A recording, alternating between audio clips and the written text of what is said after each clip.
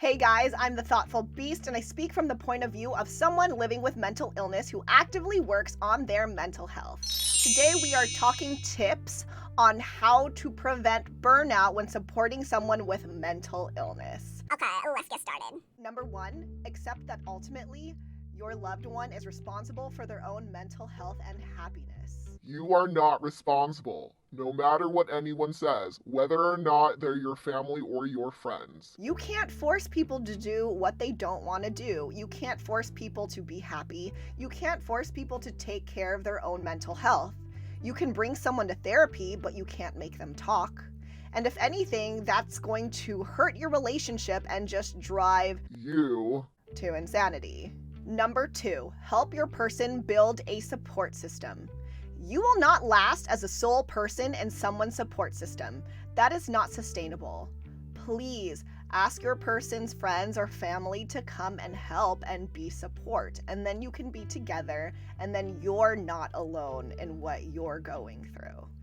If they don't know what's going on, that's okay. You don't have to tell them. You can just invite them over. You can invite a lot of people over, or if your person only likes a couple people, then invite them over for board games and whatnot. And if you guys don't have friends and family, honestly, I think this is a big reason why professional help exists, because that's a different part of a support system, and it can be really helpful, especially if you guys don't have other people in your lives. Number three, set boundaries. because no one else will do that for you. And I'm not just talking about boundaries between you and your loved one who's suffering with mental illness, but also boundaries between you and other people in the support system. If the person's family is giving you crap and saying, Yeah, you're responsible. You need to be there. You need to do everything. say no, right? And they can't tell you how to care for your loved one, especially if they're not there helping at all. Set those boundaries, have some respect. Also, something that happens to a lot of people in support systems, especially when they're like the main person in that support system, is that they make their own life about the person they love. And I understand wanting to do that, but that is super unhealthy because You are a whole entire person with your own needs and wants and dreams and goals. you deserve to have a good life. You deserve to have a life about yourself. Yes, we want to help the people we love, but our lives can't just be about helping someone else. And some people might think that's really cold because they have the mentality of, Oh, they're sick. And if you really loved them, then you would stay. but you know what? That's the mentality of people who freaking stay in abusive relationships. It's not healthy to live in that mentality. Just because someone is sick and they are struggling, that doesn't give them any right. It doesn't make them entitled to treat you however they want. That's not love. Number four, take care of yourself. That means building your own support systems. You get to talk to someone about what you're going through. That doesn't mean you're betraying the person you love. Being the main support in someone's support system is really, really tough. And venting about it doesn't mean that you're calling that person a burden. That doesn't mean you're betraying them. It means that if you are going to sustain being where you are, you need to have some self-care too. If you don't have anyone in your family or friend system that you feel like you can trust and they can be discreet and loving and non-judgmental, this is where you can go to a therapist. Having that third outside unbiased person can be really helpful. And also, you can just go to talk about you. You need time to think about yourself. So I have my own support system, and I also am in other people's support systems.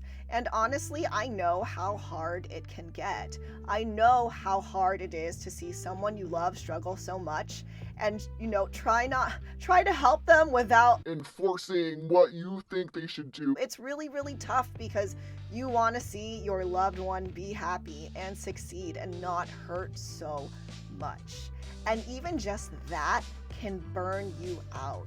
You need to make sure that if you want to stay in this person's life, in their support system, that you don't burn out. That means self-care. That means having other people in the group. That means all the things that we talked about. And not being guilty not feeling guilty about it, which is really, really hard, and I know that. As someone living with mental illness, I want to say thank you for being so loving and compassionate and trying to help as much as you can. I also want to say that you deserve love and compassion too, and you deserve help when you need it. It's a really big fear of mine and a lot of people to become a burden to others and to Take people down with us into our spiral of darkness. because it's a thing that can happen. The way that can be prevented is if the people in our support systems do take care of themselves and do set boundaries with us. And might we take that poorly? Yes, we might take that really poorly. But that doesn't mean you don't deserve to have boundaries. Again, we are all responsible for our own mental health and happiness.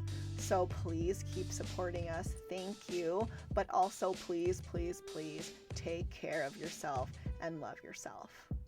All right, that's it for today. Until next time, make sure you're creating happiness for yourself.